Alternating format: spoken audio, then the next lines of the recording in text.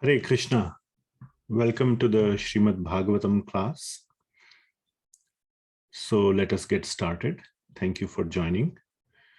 And we will start with the Mangalacharan prayers. So I will share my screen. We will go into the Bhagavad Gita introduction. And then we will start.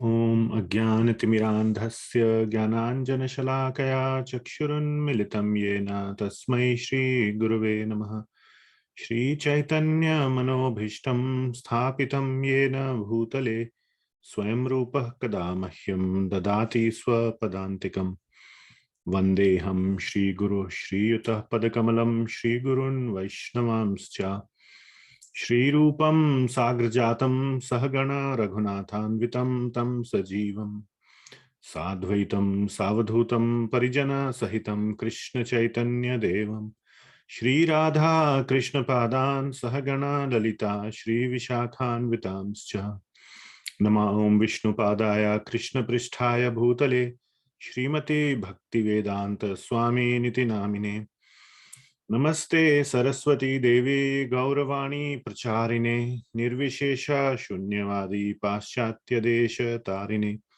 He Krishna Karuna Sindhu Dinabandhu Jagatpate Gopesha Gopika Kanta Radha Kanta Namostute Tapta Kanchana Gaurangi Radhe Vrindavaneshwari Vrishabhanu Sute Devi Pranamami Haripriye Vanchakalpatarubhyascha Kripa Sindhubhya eva cha Patitanam Pavanebhyo Vaishnavebhyo Namo Namaha Jai Shri Krishna Chaitanya Prabhu Nityananda Shri Advaita Gadadhara Shrivasadi Gaura Bhakta Vrinda Hare Krishna Krishna Krishna Hare Hare Hare Ram Ram Ram Hare Hare.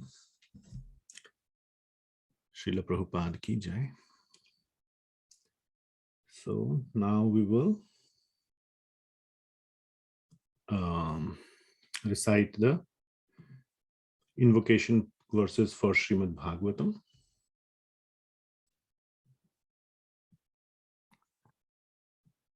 So I will share this.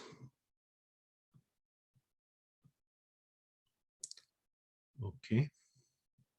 So our respectful pranam to Shri Shukadev Goswami and Parikshit Maharaj, and then to Shri Suta Goswami and Shaunakadi Rishi. Please repeat after me if possible. Om Namo Bhagavate Vasudevaya. Om Namo Bhagavate Vasudevaya. Om Namo Bhagavate Vasudevaya. Om Namo Bhagavate Vasudevaya. Om Namo Bhagavate Vasudevaya. Om Namo Bhagavate Vasudevaya. Please, one of you can unmute and say. I don't know if anybody is. Can anybody say something? Can I hear someone?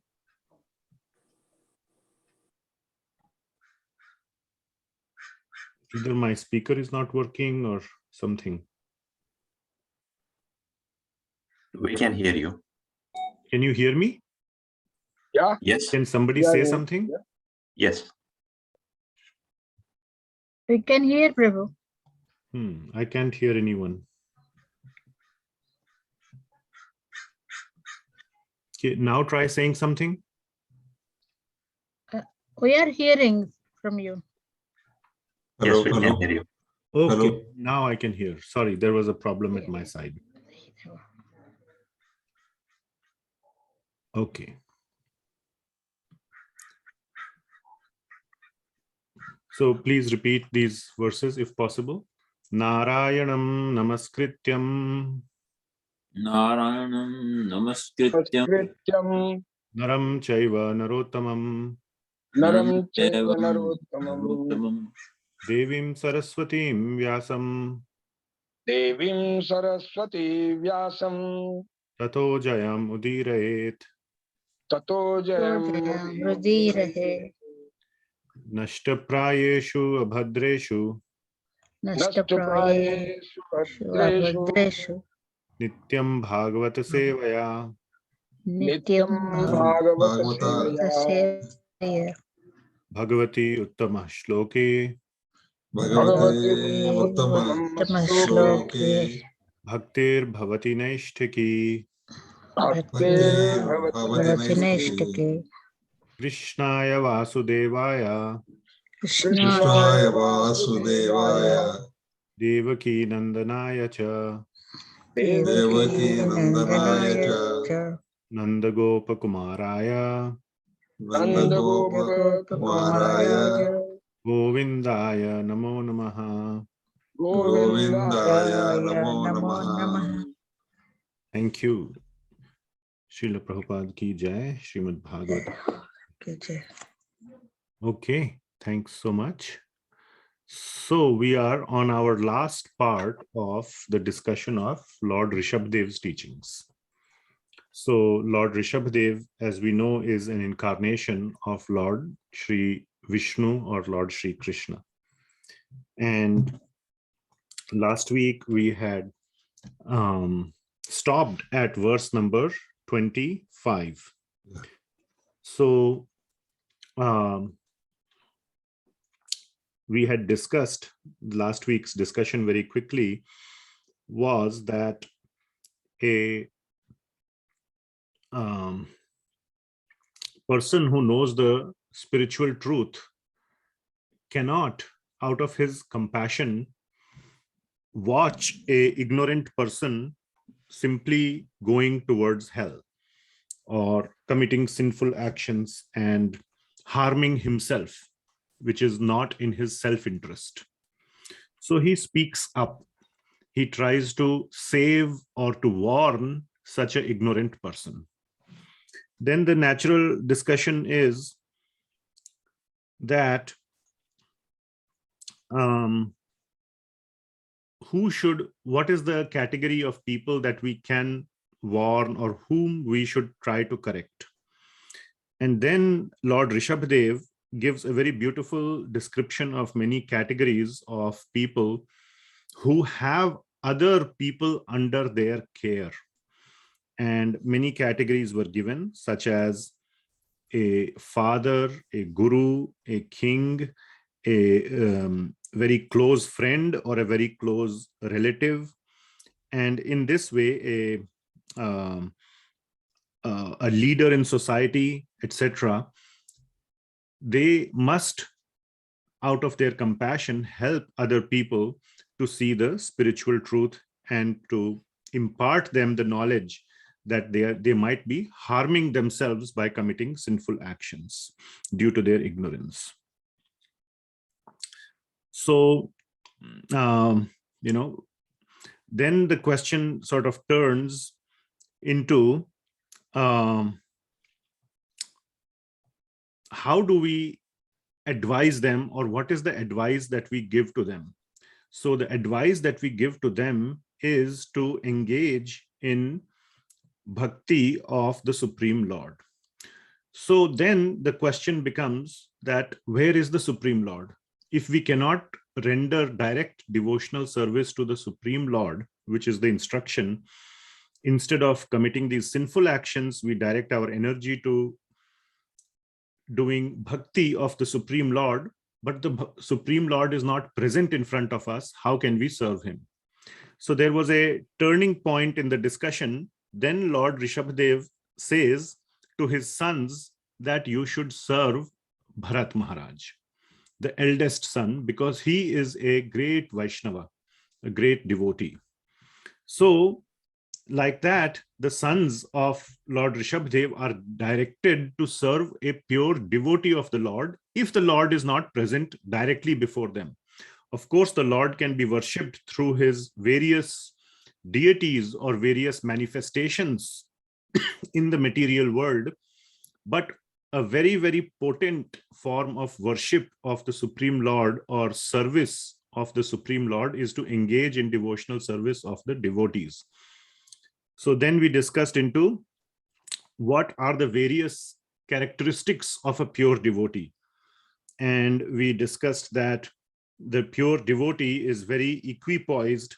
He is very kind and compassionate to everyone, and many other qualities we discussed. But above everything, we discussed a very important quality of a pure devotee, above all the qualities.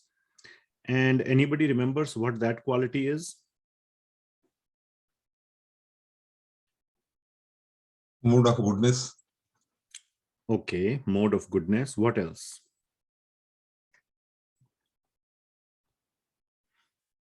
So we had stopped at verse number 25. And the hint is that that quality is mentioned in 25. Topmost quality of pure devotee. Yes, what is the topmost quality of a pure devotee? Suddha Bhakti. Shuddha Bhakti. Yes, what does that entail? What is the expansion of Shuddha Bhakti? What is the definition of Shuddha Bhakti? Not looking for any return, like whether it is a pious or negative or positive activity. So you don't looking for any results from that bhakti. Perfect. That is the right answer. Very nice. So bhakti that is devoid of any desire, any material desire, that in return for the bhakti, I should get something, even if that something is piety, punya karma or pious credits. Nothing like that. And I don't remember whether we discussed this or not, but last week, maybe we did not discuss, but there is a definition of Shuddha Bhakti that has been given by Sri Rupa Goswami. And I want to just quickly refresh everybody on that definition of Shuddha Bhakti by Sri Rupa Goswami. And it is given in Bhakti Rasamrita Sindhu, but Srila Prabhupada has repeated it at least 3 times in his purports in Bhagavad Gita. So one of the times, the first reference is in the 7.16 verse. And this is the verse. It is verse number 1.1.11 in Bhakti Rasamrita Sindhu, which is the most important scripture written by Sri Rupa Goswami. And this goes like this: Anya abhilashita shunyam jnana karmadi anavritam anukulyena krishnanu shilanam bhaktir uttama. So like Mataji said, no other desires. Anya abhilashita shunyam jnana karmadi anavritam, not even for any kind of jnana or karma or anything. No results or no other processes, absolutely nothing. Anukulyena krishnanu shilanam, every doing only those things that are favorable to Krishna, that Krishna likes. That is uttama bhakti, bhaktir uttama. So this is the most precise or the most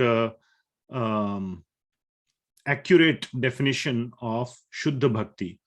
And that is what is mentioned in the verse as well. So we will see verse number 25 where we stopped.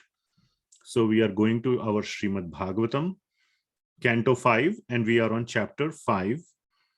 And we will go to advanced view.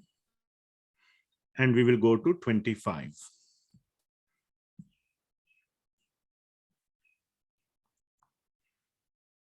Okay.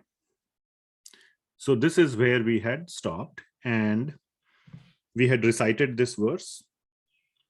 And the description that is given, or the acharyas have commented that the pure devotees know that one more thing that we had discussed in the previous class was a big hierarchy.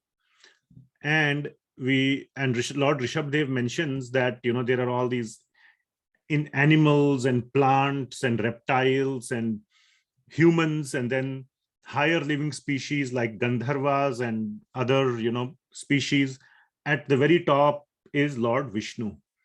And above Lord Vishnu is a pure devotee, a Brahman. That was the word, that was the Sanskrit term that was used, but it refers to a pure Brahman, not a Brahman by caste, but a Brahman by qualities, which means he is a devotee. And then went on into the discussion of the qualities of a devotee. So here in this particular verse, Lord Rishabhadeva is saying that such a person, he knows that the Supreme Lord is the controller of the whole universe. And the Supreme Lord is in the control of the devotee. He knows that whatever the devotee asks, the Supreme Lord has to do. But still the pure devotee never misuses his relationship with the Supreme Lord to demand him to do something for him. He is only serving the Lord, even though he knows that the Lord is ready to serve him at any time. So that makes the devotee higher than the Supreme Lord himself. And in this particular verse, Lord Rishabhadeva says, we will just kind of recap the translation. I am fully opulent, almighty, and superior to Lord Brahma and Indra, the king of the heavenly planets. I am also the bestower of all happiness obtained in the heavenly kingdom and by liberation. Nonetheless, the Brahmanas do not seek material comforts from me. So the meaning is that the Brahmanas know, the pure devotee, Brahmana means pure devotee here, know these things, that Lord Vishnu is superior to Indra and Brahma, and he can give any happiness and any opulence, including liberation, but still he does not demand or seek anything from me. They are very pure and do not want to possess anything. They are vipra. There is a word that is used here somewhere, that it is that they are vipra. They are satisfied with the little things that they have. They simply engage in my devotional service. What is the need for their asking for material benefits from anyone else? So they don't desire anything material. They are only interested in my devotional service and not anything else. So this is very similar to that verse that we just saw. And the last line is very, very sweet, that akinchananam mai bhakti bhajam, that without any needs or desires or anything like that, mai bhakti bhajam, they are only interested in mai bhakti bhajam, doing my bhajan in the mood of bhakti. Mai means my. So that is where we stopped. Okay, now we will continue from here today. Two more verses are there, 26 and 27, and the teachings of Lord Rishabhadeva will end at that point. So these are final two teachings of Lord Rishabhadeva to his sons. And this is a summary of everything that we have discussed so far. So there are two aspects to being a pure devotee. So please remember, today I'm not doing the writing part because there's not much to do. It's very just a summary. So please remember what we are covering here in 26 and 27 is a summary of what is bhakti. Who is a bhakta? So there are two qualities or two things that a bhakta does, or a bhakta is identified by these two things. What does he do? First thing is that he is very compassionate, very kind and friendly to all living entities. So it means that he is by behavior, by nature, a very, very good person. This is something many people forget. In bhakti, people think, oh, if I'm just simply reading Srimad Bhagavatam or doing my japa and kirtana, but in my relationship, in my interaction with other people, I'm not so nice. Or it is okay to be, not nice with other living entities, even though I am doing my activities of bhakti, then it is okay. Here and throughout the Bhagavad Gita, Lord Krishna also in the Bhagavad Gita stresses both are important. Very good behavior. And of course, bhakti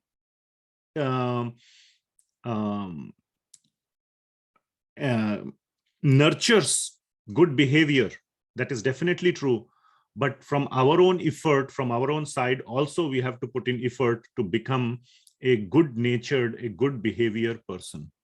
So this is the aspect that is being stressed in 26.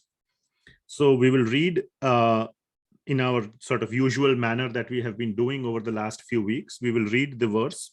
So please unmute, some of you at least, and repeat. Number 26. I hope you can. I repeat. No, I will repeat the Sanskrit and then you repeat after me. I will say and you repeat. Okay? Sarvani madhishnetaya bhavadbhish. Sarvani madhishyantaya bhavadvish. Charani bhutani sutadhruvani. Karani bhutani tadruhani. Sambhavitavyani pade padevo. Avitavani pade padevo. Vivikta drigbhis taduharnam me. Viktadridubhikstadvani haranam me. Thank you very much. So, what is Lord Rishabhadeva saying? Sarvani madhishnetaya bhavadbhish. That Sarvani, in all living entities, madhishnayataya, because they are the seat of me. Madhishnataya, they are my seat, they are my sitting place. What does this mean? All the living entities have a heart, correct? And who is in the heart?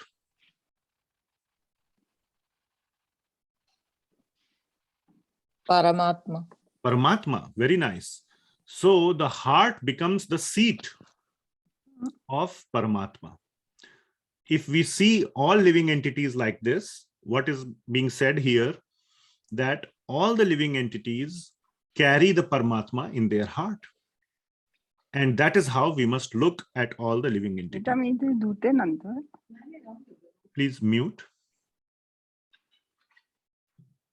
Okay.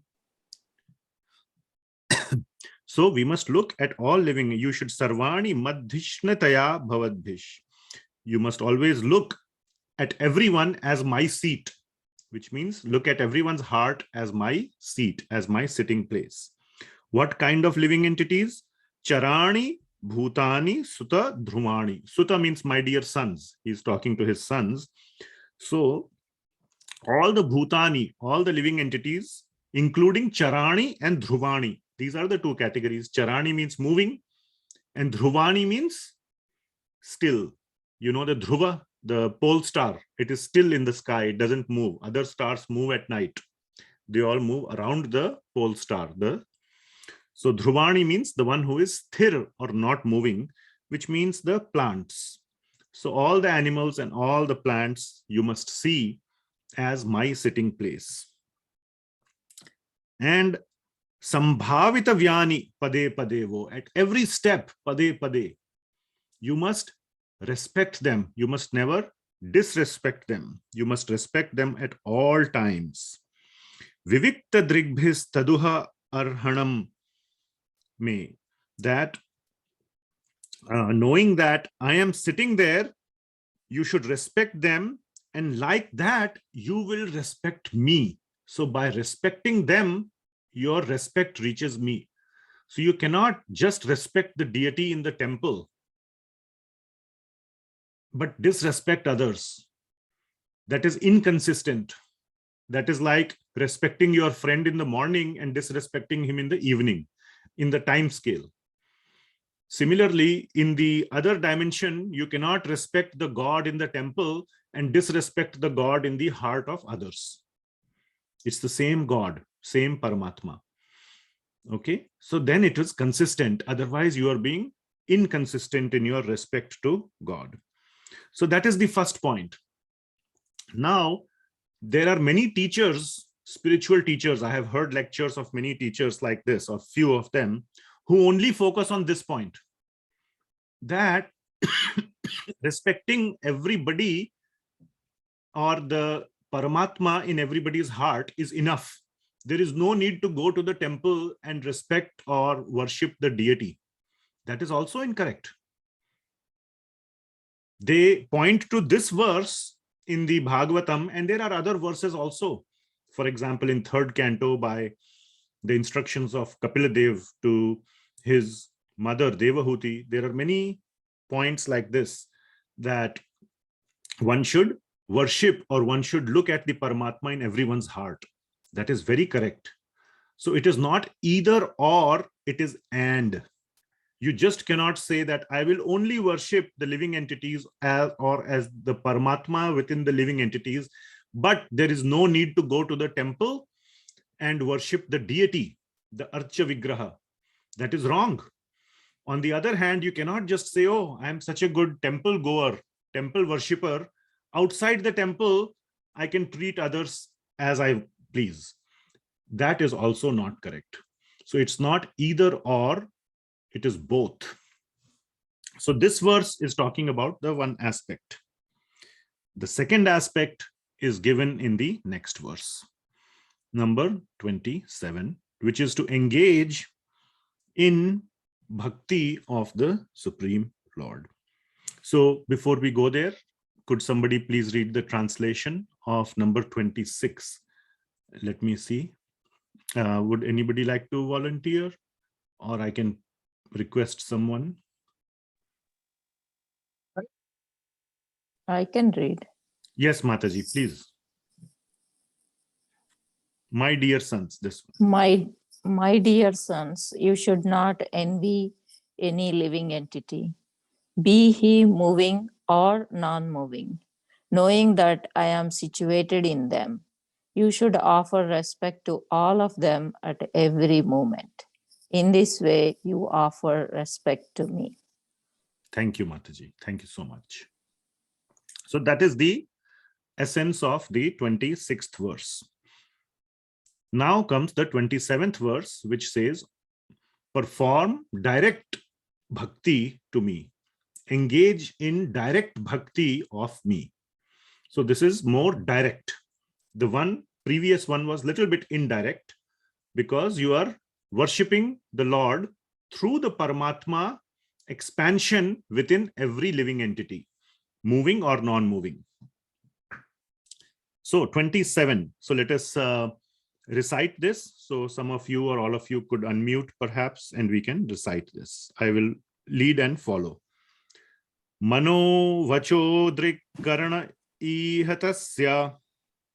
Mano vacho karana chitya Sakshat kritam me paribarhanam me hi. sakshat karam me paribaram me Vina pumanyena mahavimohat. vimna puranyena maka vimohat Kritanta pashanna vimoktum ishet. kritanta pahasanam vimokvishet. Thank you so much. Thank you very much. It is very, very fortunate. It's our fortune. It is our great. We should feel a lot of gratitude that in this lifetime, like I was mentioning yesterday in Bhagavad Gita class, that in our lifetime, we are able to recite the verses of Srimad Bhagavatam, understand their meaning, read the translations by great acharyas, and do all these things while we could have been just wandering somewhere else, doing some nonsense things. So at least some time in our life, some time in our day, in our week, we are able to spend time reading these divine words of the Srimad Bhagavatam. It's very, very rare, and I feel a lot of gratitude in being able to do this. So I hope that some of you or all of you feel that way as well. So this verse basically is focusing on bhakti of Lord Vishnu. And Lord Rishabhadeva is none other than Lord Vishnu. So therefore he is saying my bhakti. So let us see. So what he's saying is that through all your senses, karana means senses, whatever you do through your senses, whether it be mana, which means mind, vacha means words, drik means through your eyes, and various other senses. Karana means all the senses. Whatever activities that you are doing, they should be directed sakshat or kritam. Kritam means whatever you are doing, activities that you are performing with your senses, it should be towards sakshat me, towards my transcendental worship. Paribarhanam hi. Paribarhanam means worship or some kind of seva or some kind of service. So all the activities that you are doing through your various senses should be engaged. Kritam.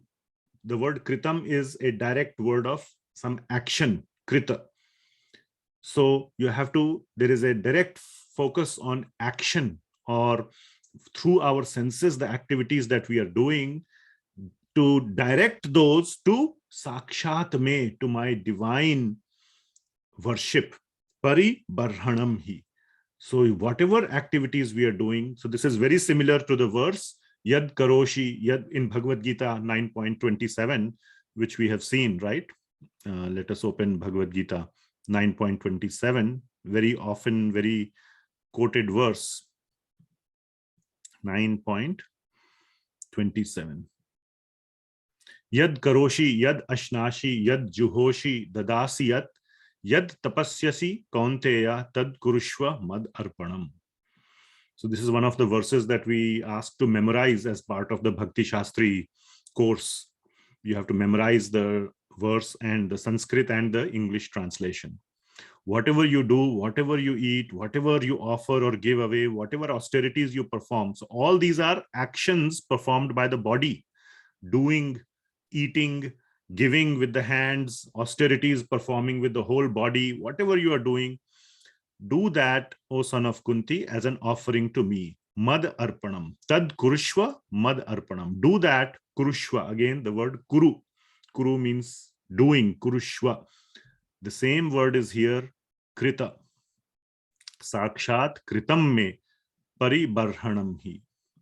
So that is the focus here. Now, the next line is also very important. Vina pumanyena mahavimohat.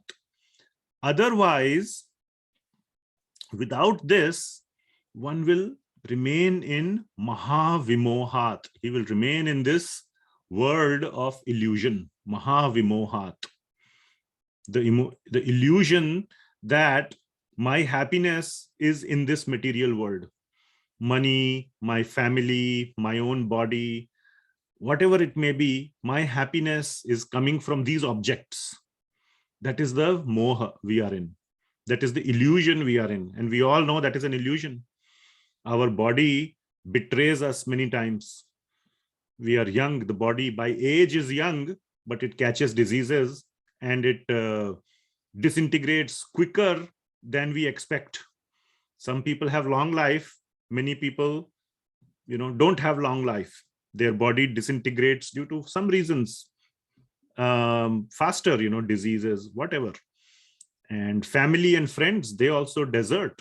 They leave many times. Money also, is not anybody's friend. Money leaves. So that is the moha that these are all mine. They are never ours. Today they are ours. Tomorrow, who knows where they will be. That is the mahavimoha. So without this, a person will remain in this mahavimohat. Kritanta pashan. He will always be bound by the ropes of time, of kala. Here Srila Prabhupada translates it as the rope of Yamaraj. kritanta pashan, no? Like the rope of Yamaraj or the rope of time of Kala. And Kala and Yamaraj are synonymous in some sense. Na vimuktum ishet. Said one will not be able to break through these ropes of Yamaraj or of Kala, which will keep us bound in this Maha Vimohat. So the essence of this verse is to engage our senses in bhakti of Lord Vishnu or Lord Krishna or Rishabhadeva or any of the bona fide avatars of the Lord. So what are the emphasis points? The first emphasis point is engaging the senses, the activities of the senses. So engagement. The second one is engaging the activities in the service of the Lord, not somewhere else. And the third point is that if you don't do that, then don't be in the illusion that somehow you can still get mukti from the miseries. The miseries otherwise will catch you. You will be trapped in the miseries. You may get lucky once or twice, but not always. So those are the three main points. Engagement of the senses. The second point is in service of the Lord. So our activities are engaged in the service of the Lord. And the third point is consequence. Or I wouldn't say consequence. Also, we can say, then don't be in the illusion that one can get freedom from the miseries. So, I mean, if I had the writing iPad, today I don't have it, but I would have written this thing. So please pay attention that it is really a binary choice for people who are in, tech or IT industry. They will understand binary, or you can say mutually exclusive choice between Moha and Krishna, or entanglement, or the mukti from this entanglement of birth and death. You cannot have both. You just cannot have both. One has to give up his desire for these sense gratification attachments. Otherwise, it is very, very, very difficult to make progress spiritually. Just yesterday, we were discussing the 9.3 verse. I just kind of was reminded of this as I was reading. 9.3 verse is also saying the same thing, that one who does not follow this process of bhakti with shraddha, ashraddhadhana purusha dharmasyasya parantapa, with no shraddha, with ashraddhadhana, one who follows this process of bhakti, what does he do? Aprapyamam. He does not attain me. What does he get? What does he attain? He goes back. Nivartante mrityu sansara vartmani. He goes back to the cycle of mrityu sansara. So one must, with a lot of faith, with a lot of determination, follow the process of bhakti. Otherwise, the only other option is to stay entangled in the cycle of birth and death. And there is another verse, very beautiful verse. This is another one from Bhagavad Gita, which is to be memorized if you do Bhakti Shastri, for example, is 2.44, which is almost saying the same thing, that this entanglement in sense gratification, excessive sense gratification, or even moderate sense gratification, is a mutually exclusive choice with spiritual progress. You cannot do both. You can only do one. So therefore, this verse says, Bhogaishwarya prasaktanam taya aprita chetasam vivasayatmika buddhi samadhau na vidhiyate.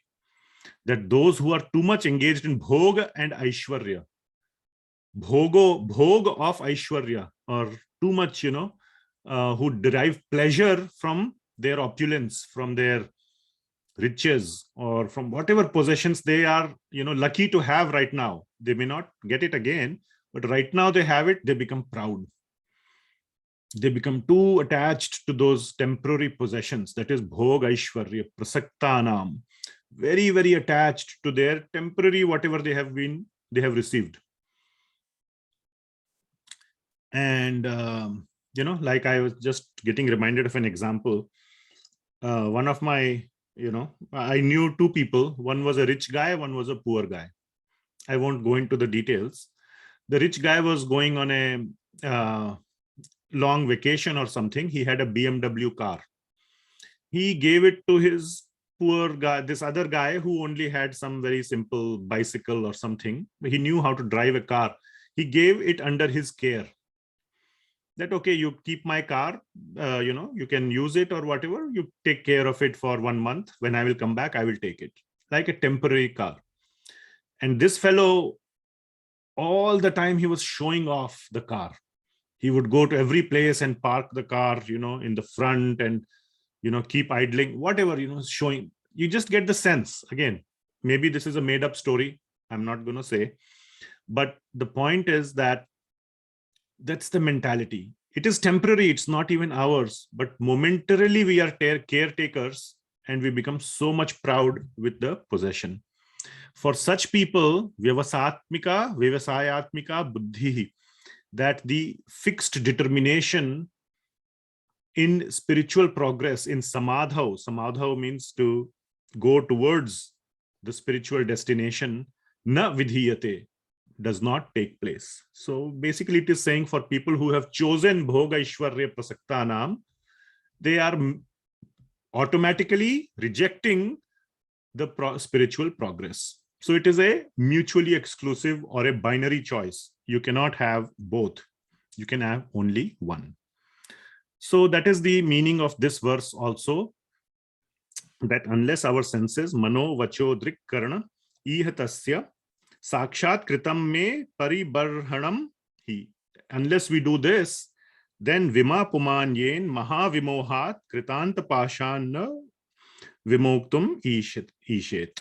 That we will always be bound in the kritanta pashan, in the ropes of time. We will never be able to escape from that.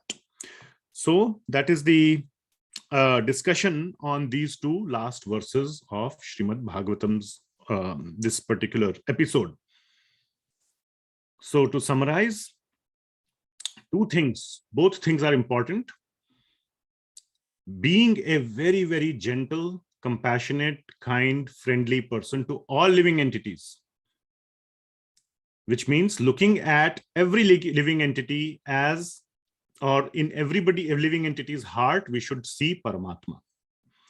And we should also, whatever actions we do, we should direct it towards the bhakti of the Lord, towards the worship of the Lord in the mood of devotion. Otherwise, there is no hope from being liberated or from being from getting out of this cycle of birth and death. So those are the final instructions of Lord Rishabhadeva to his sons. And then this was till verse 27. So if there are any questions, any discussion, we can have it now. Otherwise, I will move forward and summarize what happens next. About 7 or 8 verses are left in this chapter. This chapter goes till 35. We covered till 27. So 8 more verses are left. And very nice verses, very beautiful description is given of what Lord Rishabhadeva does after he has completed his instructions to his sons. What does he do? So that's more like a story part, which I will just share with you. We won't go verse by verse. So these were the detailed or deep instructions of Lord Rishabhadeva to his sons. Today is, I think, the 4th part. I forget. My wife sends out those messages, part 1, part 2, whatever. So we spent 4 weeks. First week, we described the history of Lord Rishabhadeva and his previous generations. And we started with his instructions, and then we spent 2-3 weeks in deeply going through his instructions. And this is the conclusion. So are there any discussions or any comments, questions, anything? We can do that.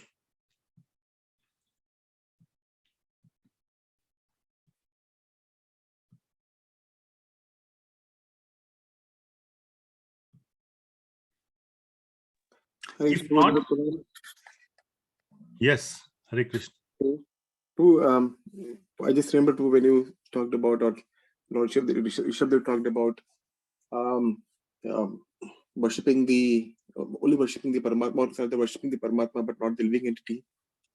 I remember about the 3 kinds of devotees Shri Rupa Goswami mentions in letter of instruction, which also mentioned Bhagavatam as well, about kanishtha, madhyam, and uttama, adhikari. We would like to we can elucidate a little bit more on that, Prabhu, how that kanishtha platform where we only think the deity but not the devotees. We don't care about this. So if you can explain, connect that would be really Why helpful. don't, if you are okay, why don't you do that? It would be I will great keep to hear from you. headache, Prabhu. I just listening, Prabhu. I'm not in the right state. If you can help me, Prabhu. Okay. Do you remember the purport, or if you can, I can give a general description from my memory. Yeah, Prabhu, sure, Prabhu. Yeah. But if you remember the specific verse or paragraph, then we can look at it as well. So if you are able to do that, let me know. Yeah, Prabhu, it's an act of instruction, Prabhu, right? That's what I remember. That's what I remember also. It is also in few other places, like definitely it is there in the purport to 9.3, which we were just looking at. Yeah, Prabhu. And it is at several places, but yeah, even Bhagavatam as well. Yeah. Yes, definitely. So what Narottam Vilas Prabhuji is saying, Srila Prabhupada describes 3 levels of devotees, or as one is making progress in bhakti, one goes through 3 stages known as kanishtha adhikari, madhyam adhikari, and uttama adhikari. So a kanishtha, there are several vectors or several aspects which differentiate one category from the other. In the purport of 9.3 verse, Bhagavad Gita 9.3, Srila Prabhupada mentions these. Let me show this. But there he uses a slightly different vector or criteria to describe the 3 categories, and that is one's based on one's faith on the scriptures. So where do you see the word? So Srila Prabhupada probably didn't mention the specific term, but he calls first class, second class, and third class. So second class and first class and third class also is somewhere, but these are referring to third class being kanishtha, second class being madhyama, and first class being uttama, based on the faith in the scriptures. However, what Narottam Vilas Prabhuji is mentioning today, relevant to today's discussion, is based on one's interaction with other devotees. So a kanishtha person, a kanishtha bhakta, at the beginning stage only worships the deity in the temple, but may not be so, may not have the same sort of a vision of interacting with other devotees. He may see faults in some devotees. Oh, he eats too much prasad. Oh, he does this, he does that. Oh, he didn't, cannot recite verses very nicely, cannot maybe sing very nicely. His voice is very, whatever may be the faults, he doesn't see the devotion in the heart, but sees the faults more obviously. The faults are more obvious to such a person than one's devotion. So that is a kanishtha stage. Madhyam stage is when one begins to see the devotion in one's heart and the fault finding in others diminishes. One is able to not only have devotion for the deity, but also for the devotees. And at the uttam stage, at the highest stage, one sees no difference. One sees a a devotee as a spiritual entity, as the spirit soul. The conception of the body completely disappears, and he is only seeing the spiritual entity. And within the deity of the Lord, also he sees as completely spiritual. So there is absolutely no difference between the two. That is the stage of full self-realization. So these are the three general categories. I may have, gone wrong a little bit in my description here or there, but that is the general understanding. So yes, that is what Prabhuji was referring to. Prabhu, I just pasted the Srimad Bhagavatam reference, Prabhu, all the three in the chat, Prabhu. Oh, wonderful. Very nice. Great. So all devotees can read that. Should we read that? Would you like to read it, please, Prabhuji? Sure, Prabhu. Yeah. Yes. Let me see if I can paste it here somewhere. Okay, why don't we just read it? It'll be too much to figure out. So it's from the 11th Canto, chapter number 2, verse number 47. A devotee who faithfully engages in the worship of the deity in the temple, but does not behave properly towards other devotees or people in general, is called a Prakrita Bhakta, a materialistic devotee, and is considered to be in the lowest position. Canto 11, chapter 2, verse number 46. An intermediate or second-class devotee called madhyam adhikari offers his love to the Supreme Personality of Godhead. He is a sincere friend to all the devotees of the Lord, shows mercy to the ignorant people who are innocent, and disregards those who are envious of the Supreme Personality of Godhead. The last is 11, Canto 2nd chapter, 45th verse. The most advanced devotee sees within everything the soul of all souls, the Supreme Personality of Godhead, Sri Krishna. Consequently, he sees everything in relation to the Supreme Lord and understands that everything that exists is eternally situated within the Lord. Yeah. Very nice.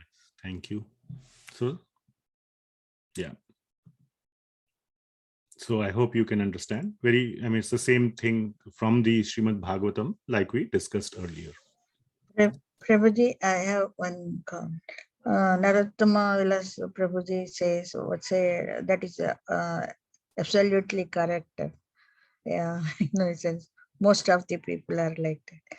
But we can't guess and we can't expect what is our duty, and Krishna is saying us, and that is the important for us. That is my understanding. Okay. Thank you, Mataji. Okay, anything else on this topic, or anything that we discussed in the instructions of Lord Rishabhadeva? Hare Krishna, Prabhuji. Yes, Mataji, Hare Krishna. Is there any practice that we can follow to reach that uttama stage? Because whenever we see anybody or we in our mind only the negativity surfaces more. How to rectify that? Okay, so you're asking a very good question, very important question, but it is a very overarching question. If there is any simple practice, we can try to do that and elevate ourselves. Yes, and the simple practice is that of Bhakti Yoga. So what these three stages are defined, madhyam, kanishtha, madhyam, and uttama, are just three stages, sequential stages in our spiritual progress. The paths to those three stages are many. The path of jnana, dhyana, same that we have discussed in Bhagavad Gita. But the best and easiest path is bhakti. So by our practice of Bhakti Yoga, we will be able to attain progressively the stages, go to the stage of madhyama and uttama. So the process is no different. Now, if your question is what are some of the simple aspects of Bhakti Yoga that we perform or that we can do, we have discussed those so many times. And in the doing aspect and in the being aspect, there are two things. Okay. In the doing aspect, there is, or doing and not doing, which means doing and avoiding. Okay. So in the doing and avoiding stages, it is doing of Shravana and Kirtana. And in the avoiding stages, it is avoiding basically our attachments. And it starts with avoiding the 4 things that have been asked in the scriptures, the 4 regulative principles: avoiding meat, avoiding intoxication, avoiding gambling, and avoiding, illicit association with the opposite gender. These, the starting practices of controlling the sense gratification propensity we have starts with these 4 items, but goes beyond it from there. So this is in the domain of doing, Shravana, Kirtana, and avoidance of these things. And then in the domain of being a good person, being a very, very kind and friendly person to others. So one should try to see in one's own life, in one's own actions, what are some of the things which he would not, or he or she would not like to do to others. All of us know what are some of our negative characteristics, our negative traits, because later on we feel guilty. All of us have that. If there is somebody who says, I have no negative traits, then maybe, there is some discussion that we can have, or, there is some problem. They may not acknowledge it in public, but internally they know. And also, not only they know, generally people are not happy about it. In the moment, they may do or say something, but later on, there is some kind of regret or some kind of guilt. So come up with ways and means to avoid that. And one of the best things is to have a remembrance that I have to be a good person, and always remember to have a gap between the stimulus, or other words for that is provocation or trigger, and the response. Have a gap between the stimulus and the response. And the more common words for stimulus is provocation, temptation, trigger, whatever may be the action that one is doing that is not in the mode of goodness. Have a gap between those, and in between the stimulus and the response. And then constant remembrance of the qualities of a good devotee.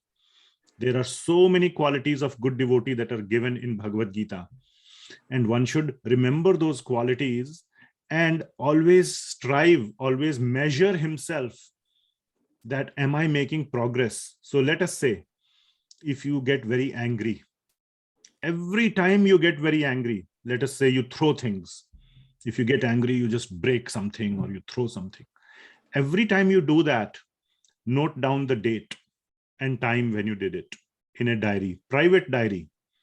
Progress can be measured if the gap between every subsequent incident is increasing. Okay, do you see? If the gap is increasing every time, last time you got so angry, so mad was 2 months ago. Okay, then you got angry today. Then next time you remember, or when you get angry, say, oh, it is 5 months. I was able to not get angry for 5 months. Then next time it could be 8 months. So if the gap is increasing, that means you are making progress.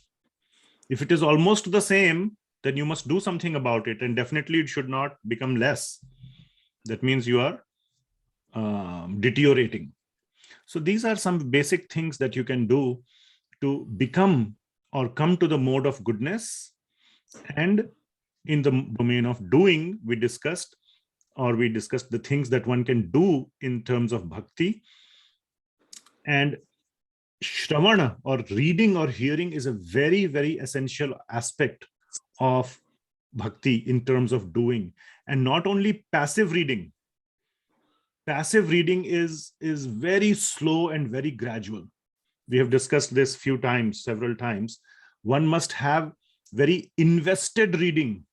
Invested reading means applying, trying to read it and trying to see that whatever I am reading, am I actually believing in it, trying to find out in your life where there is a gap between your belief or faith, because everything may not be possible to do.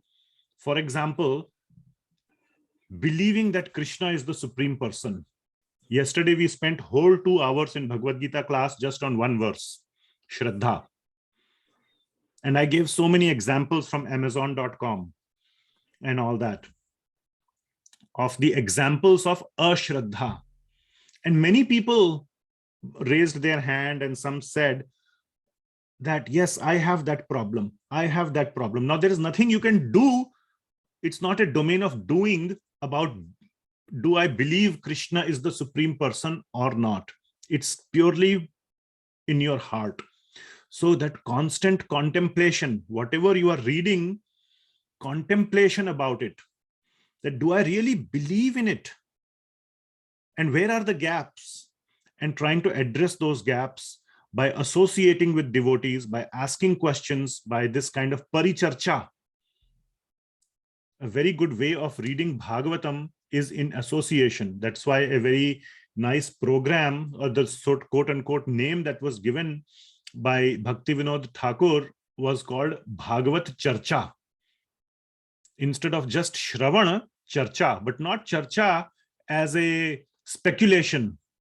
So one should do Charcha under the guidance of somebody who can take the discussion in the right direction, not complete wild speculation. I have been in some of those kind of groups also, where everybody comes with their own notions and everybody says, yes, everybody is correct. So that is not good. That's not beneficial. So their charcha also has to be like a controlled charcha, cannot be uncontrolled. So there is some boundaries, limits, guardrails that need to be applied. It's a longer discussion. So long answer to your short question. Hope that helps. Thank you, Prabhuji. Let me try. Okay. Very nice. Anything else? So you can raise your hand, or you can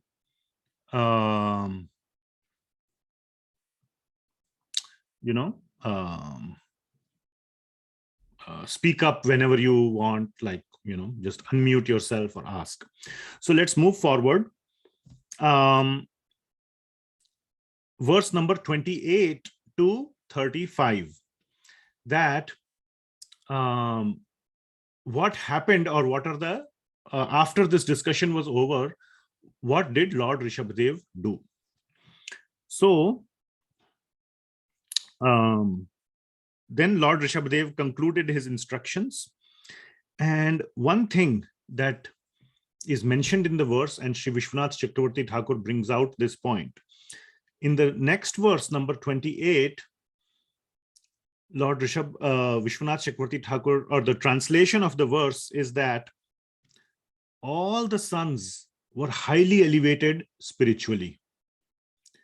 And Lord Rishabhadeva concluded his instructions to his sons.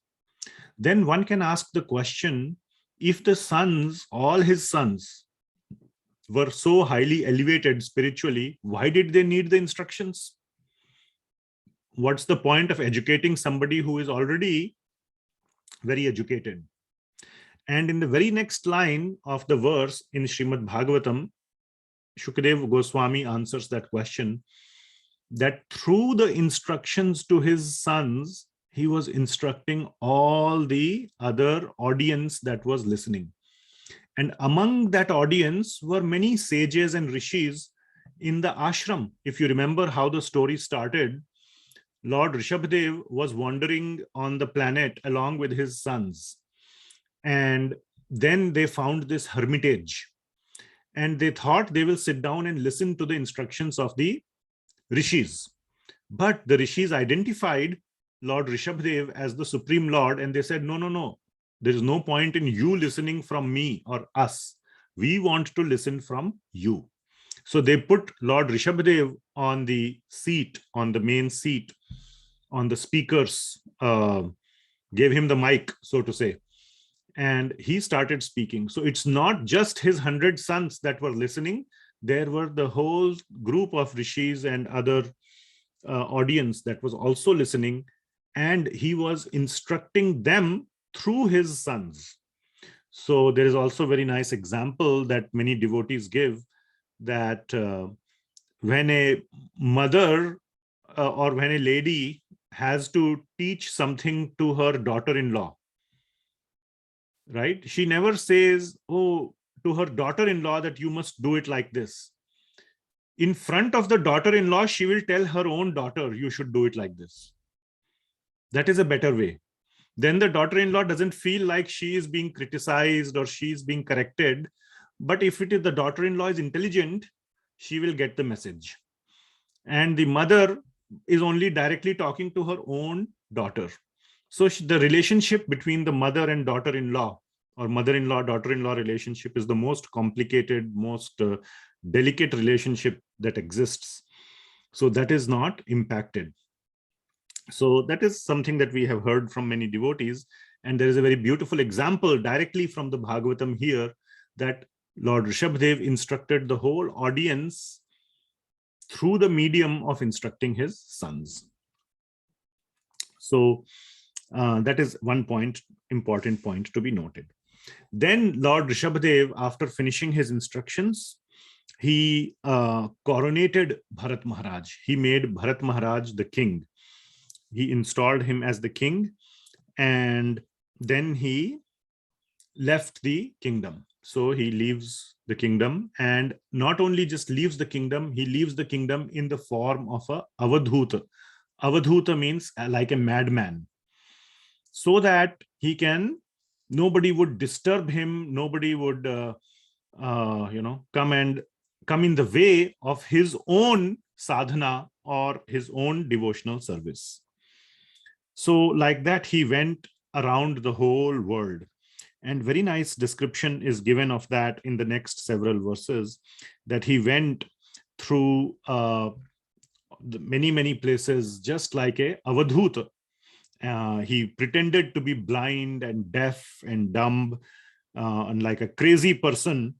And people called him various names. They called him an idiot. They called him a fool. They called him all kind of names. They even sometimes would beat him, sometimes throw stones at him. He was not affected at all by all these things, even though he was the Supreme Lord. But in that time, he was not, his agenda was not to show to others that he is the Supreme Lord. His agenda was to show to the rishis and munis how exactly a devotee should behave, a spiritually advanced person should behave. So then the rest of his life was simply a living as an example, how a fully self-realized person behaves. That was his agenda. So he demonstrated that by practical example, and that is what is described in these verses. So sometimes, people threw stones at him, dust at him, sometimes even threw urine and stool at him, very dirty things. And he was not affected by any of those things. And he just kept going around. He had no malice, no anger against anyone. He would still treat all the people very nicely in a very friendly way. So like that, he kept going around the whole world. And it is described that his body was very beautiful. He's the Supreme Lord after all. But his body, even though people were, throwing things and kicking him and, throwing dirt and all other dirty things at him, he never felt any kind of animosity or never said anything. And his body looked beautiful even with those dirty things on him. His body was so beautiful that everybody was attracted by looking at him. His body was still very attractive to everyone. Then finally, Lord Rishabhadeva became like a python, an ajgar. What does a python do? One of the things that it does, it stays at the same place. So he stayed at the same place and didn't move around. And he made himself dirty so that no people would come and bother him. So he was very dirty. Externally looking, he was very dirty. And, there was urine and stool and all the other dirty things around him. But in the very next verse, it may look very disgusting or sound disgusting, but in the very next verse, it is mentioned that all these things, the urine, etc., from his body was very, very fragrant, extremely fragrant, and the fragrance was spreading across many, many miles around him. So this is the beauty of the Supreme Lord, that even though things that we in the material sense, it appears disgusting, but when it is in relation to the Supreme Lord, it becomes the most fragrant, the most beautiful.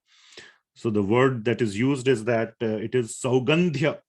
His excretions were very fragrant, and they were pleasant. They were spreading the fragrance like surabhi, like fragrant. The surabhi is the smell that spreads through the atmosphere or through the air, the aroma.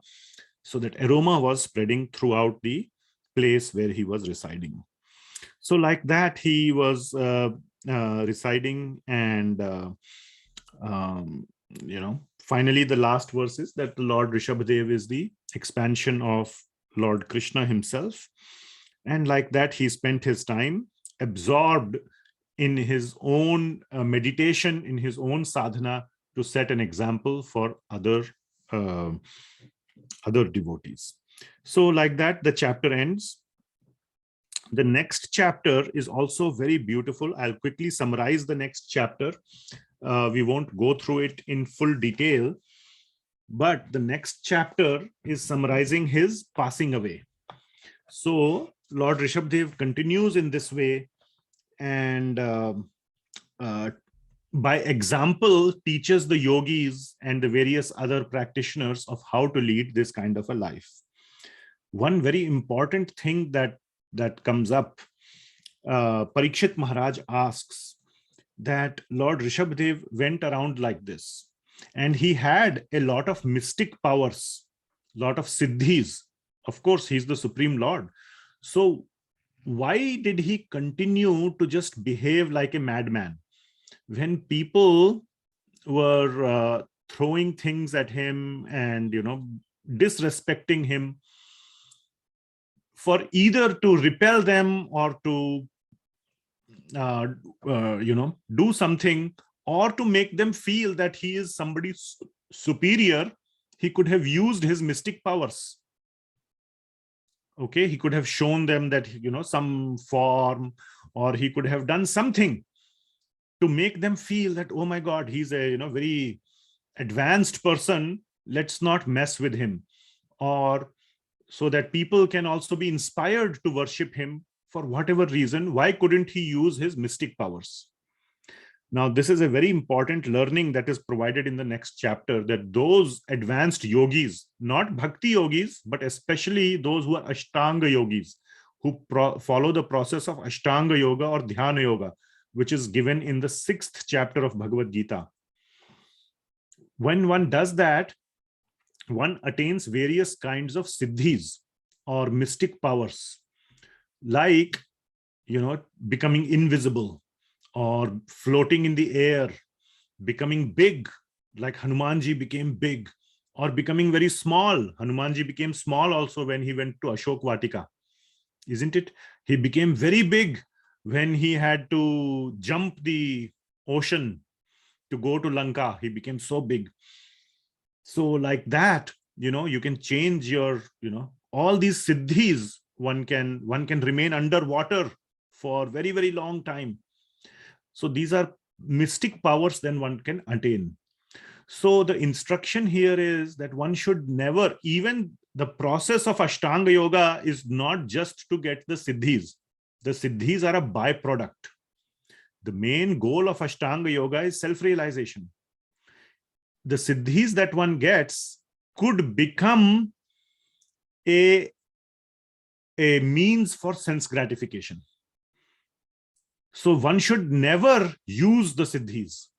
Even an advanced Ashtanga yogi who has these mystic powers should never use them.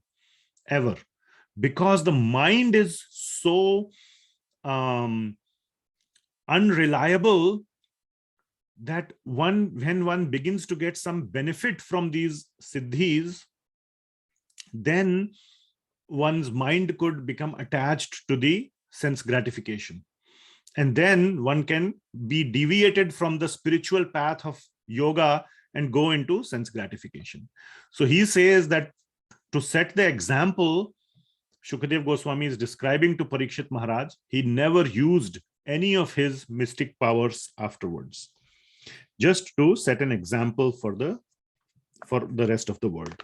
So like this, he kept wandering around, and then at one time there was a forest fire, and then he gave up his he disappeared in the forest fire. He ended his pastimes on this planet, and he disappeared from here during the forest fire.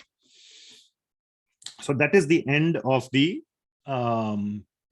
sort of the manifestation of his incarnation or of his presence or pastimes in this material world.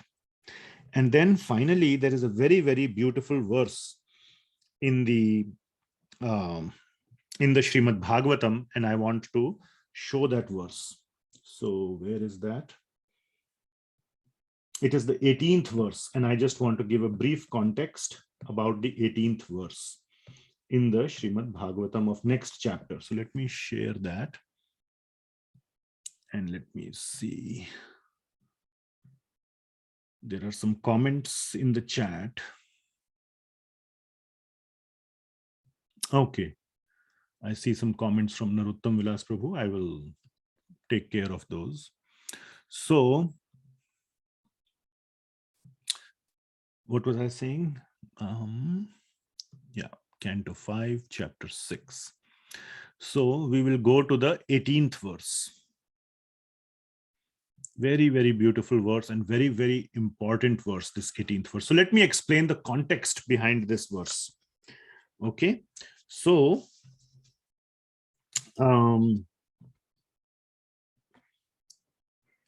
who is the eldest son of Lord Rishabhadeva? Let's see who is listening carefully. Bharat Maharaja. Very nice. Bharat Maharaja. Yes, very nice. And he is a great king, a great devotee also. After him, this nation or this land is called Bharatvarsha. Actually, Bharatvarsha is the name for the whole planet. Now it is only limited to that region of, what we call as India. But earlier, Bharatvarsha meant the whole planet. So after Bharat Maharaj only that name was given. So he's such a great king. So the glories are described that in that dynasty, I mean, how fortunate are the descendants that in their previous generation, the Supreme Lord himself was present. Okay. And then it is described similarly, for example, the Yadu dynasty is very, very fortunate. Okay. Very fortunate. Why is Yadu dynasty fortunate? Anybody? Lord Krishna is born. Yes. They have who? Yes, very nice. They have who as one of their, predecessors? None other than Lord Krishna. Therefore, Yadus are very fortunate. Now, is Maharaj Parikshit a Yadu? Is he from Yadu dynasty? No, he is from Kuru dynasty. No. Yeah, what is his dynasty? Kuru. Kuru. From the Kuru dynasty. Very nice. Mm-hmm. He is the son of Abhimanyu, who is the son of Arjuna, who is in the Kuru dynasty. And so Lord Krishna technically is not in his ancestors, isn't it? So the description that is being given, it is so fortunate for those who have the Supreme Lord as one of their direct ancestors, isn't it? So who is more fortunate, Parikshit Maharaj or the Yadus? Yadu. Okay.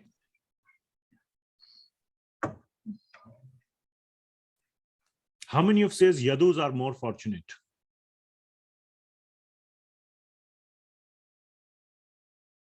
Of course, I mean, they have Lord Krishna as their ancestor directly. How many of you say Parikshit Maharaj is more fortunate? Parikshit Maharaj. Parikshit Maharaj is more fortunate. Because he saw the God himself before he was born.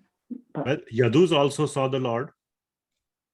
Not, I mean, during their whole life, they saw the Lord. All of the Yadus. Yadus spent the time of their life with Krishna.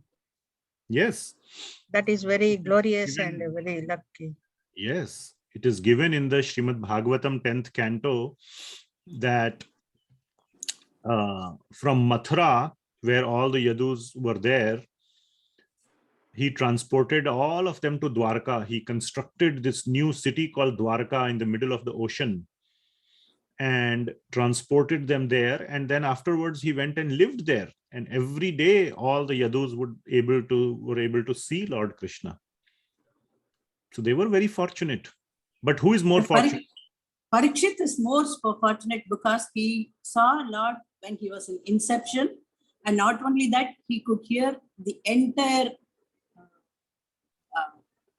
life history of life history of Lord Krishna. Okay. Through Sukhamani. Okay. Anybody else other than Mataji? What do you think? Who is more fortunate? And why? Now we can go into the why part. Yadus are very innocent and they don't know what is the world, and only they knows Krishna, and they spend their time with, as a friend, as a some people are Yashoda, Mai, and some are as a child, and like that. In my understanding, it is very Anybody lucky else? for them. Okay. Anybody else has any other understanding? Who is more fortunate, the Yadus or Parikshit Maharaj, and why?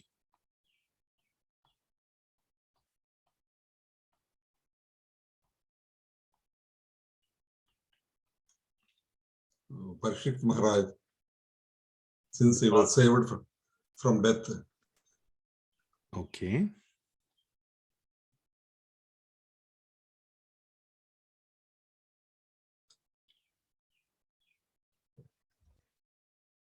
So the right answer is that Parikshit Maharaj is more fortunate. And the reason is not because he saw the Lord. I mean, those are all reasons, but the biggest reason why Parikshit Maharaj is more fortunate is not because Lord Krishna is in their ancestry. Who is in their ancestry? The pure devotees of Krishna are in his ancestry. And who are the pure devotees being referred to here? The Pandavas.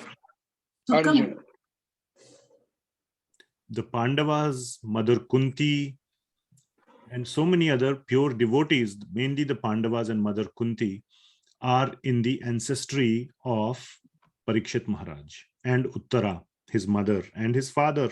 The whole ancestry is pure devotees of Lord Krishna, especially the Pandavas and Mother Kunti.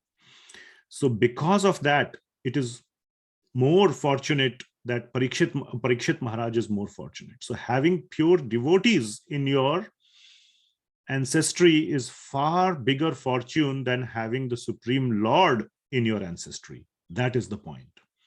And in the 18th verse, for lack of time, we will just read the verse. And this is a very, very important point that is being brought up by Shukadev Goswami to Parikshit Maharaj. Very important point. The point is that for those who are born in his family, in the ancestry, or those who are doing worship to the Supreme Lord in some other bhava, Aishwarya bhav, or whatever mechanism, the Lord very easily gives liberation. He gives moksha. Okay. He gives mukti. But what he does not give is bhakti. Bhakti means the opportunity to serve the Lord. So the Lord will award liberation much more easily, but he does not award an opportunity to serve him that easily. And when pure devotees, bhaktas, serve the Lord serves them. So there is no example in the Shastras where the Lord served the Yadus. But there are so many examples in the Shastras where the Lord served his devotees. Now, there were some Yadus who were the devotees. So that is a different case. Then they are called as devotees. But there were so many. Now, there, for example, Vidur, technically he is not in the dynasty because he was born of a maid servant, but so on. But anyway, for a pure devotee, the Lord serves the devotees. So granting liberation is very easy for the Lord, but giving an opportunity or accepting their service is much, much, much harder. So that is the translation of this verse. So if possible, somebody could read the translation, that would be nice. May I read? Yes, go ahead, Mataji.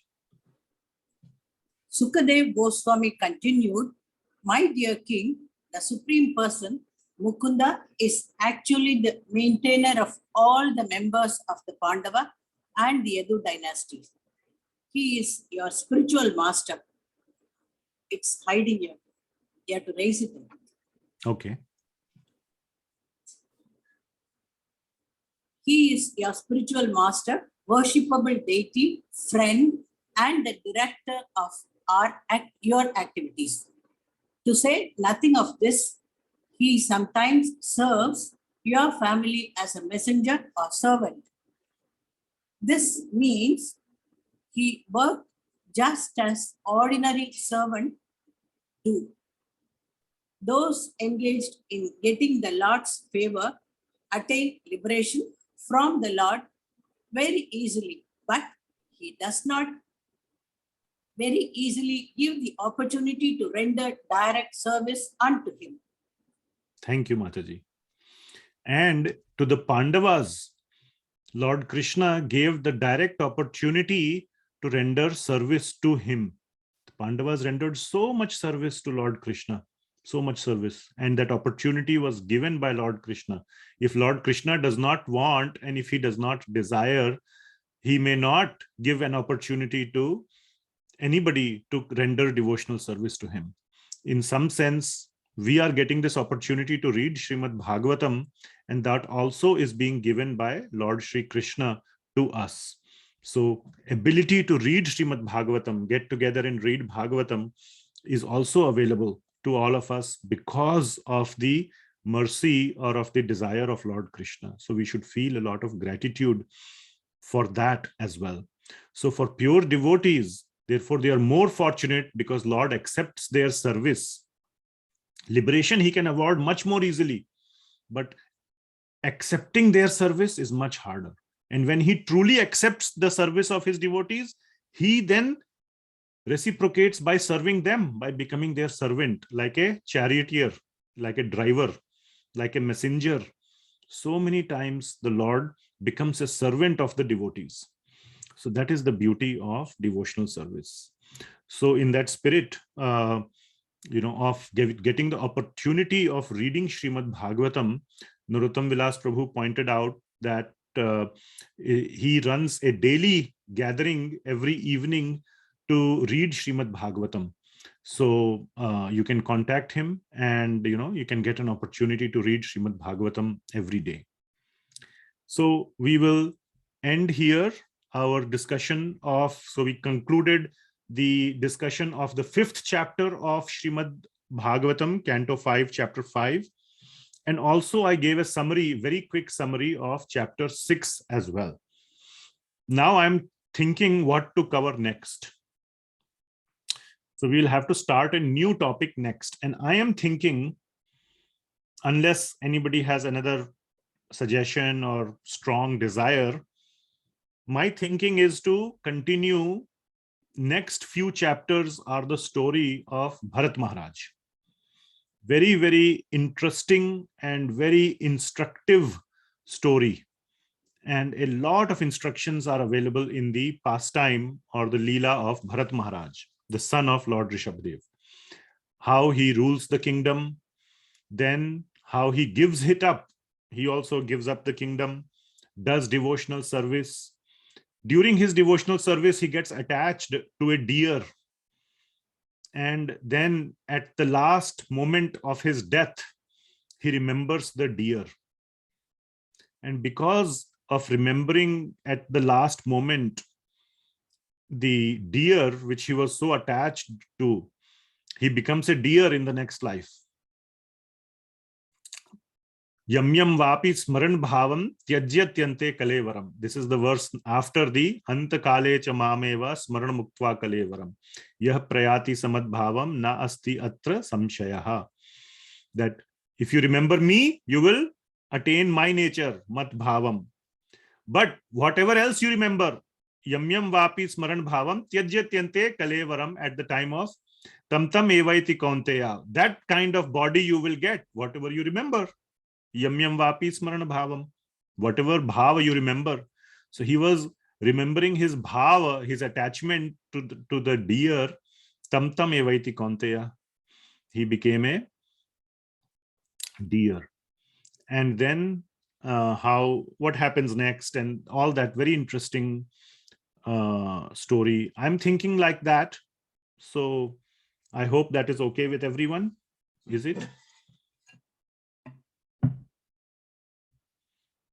Any suggestions, any comments or anything?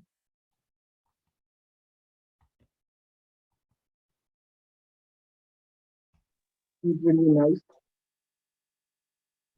Sorry? It will be nice. I cannot understand you. It will be nice to continue with the Bharata Maharaj. Okay, it will be nice. Okay, so maybe that is what we will do. And we will stop here.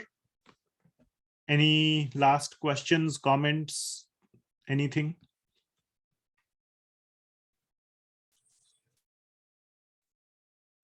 Okay, then we will stop here. And we will. Japamala, my chanting is going on smoothly. Very nice to hear that. Yeah. And yes, I wanted to take this opportunity to announce that in a few months, 2-3 months, there will be an opportunity to go deeper into Bhagavad Gita through another course called Bhakti Shastri. And I will have spot for about 8 students. So those who are interested in pursuing a deeper level of Bhagavad Gita and 3 more scriptures, which are Ishopanishad, Bhakti Rasamrita Sindhu, and Upadeshamrita. These are the 4 scriptures: Bhagavad Gita, Ishopanishad, which is one of the primary principal Upanishads, Bhakti Rasamrita Sindhu, and Upadeshamrita. These 4 scriptures we will go through. The other 3 are much smaller than Bhagavad Gita. Then you can contact me. And one of the requirement of enrolling in this Bhakti Shastri is that you should be doing 16 rounds of Hare Krishna Maha Mantra Japa every day. That is where many of the people feel a sort of a barrier. So that is, that opportunity will open up to do Bhakti Shastri in a few months. So you have few months to come up to that level. So please engage, because Bhakti Shastri is not just about becoming a Shastri or like a so-called Shastri, like just a knowledgeable person. It is about application of knowledge as well. So application is also stressed. And of course, there is no way to measure application. There is no thermometer of the heart. Nobody can go in your heart and see how much of a Bhakta you are. But anyway, I mean, Bhagavad Gita knowledge can be tested. You can write a test. So you can be an expert in Bhagavad Gita and other scriptures from a test standpoint. There'll be tests, there'll be homeworks, written homework you have to submit. You have to memorize some verses, about total 45 to 50 verses you have to memorize from all the 4 books combined. About 35 from Bhagavad Gita and remaining 15 from the other books. So those are the aspects. But the most important aspect is applying is to do japa. And, it is, you have to, what you say, assert or attest, or it's a self, claim you have to give in writing that I am doing so much japa. But that is an important part. And again, Krishna is watching everything. So he is the supreme witness. So that is opportunity is going to open up in a few months. And I'm just saying it beforehand that if you are interested, start preparing your mind, your heart, and your bhakti, your practice towards that, if you would like. Okay, we will stop there. Practice is to be started from tomorrow itself. Yeah. Having 24 japa. No, 16 rounds, 16 malas. 16 malas from tomorrow. No, you have to be doing it there is no rule like that from tomorrow or something, but by the time you start the course, you should be doing it consistently. Okay. So if you are not doing anything, start with 4 malas today or tomorrow. Kal kare so aaj kar. Why tomorrow? Why not today itself? So, but start small, maybe 4, then go to 8, then go to 12, then go to 16. Like that you can do whatever you want. Your pace, your speed. Some days 16, some days 10, some days 8, like that. That's okay, but ultimately it has to come to 16. Yeah, in the practice time or as you are ramping up, it can be like a up and down, but ultimately it has to become stable. Okay. Thank you so much. Okay, anything else? All right. Granth-raj Srimad Bhagavatam ki jai. Srila Prabhupada ki jai. Hare Krishna. Hare Krishna. Thank you. Thank you, Prabhuji.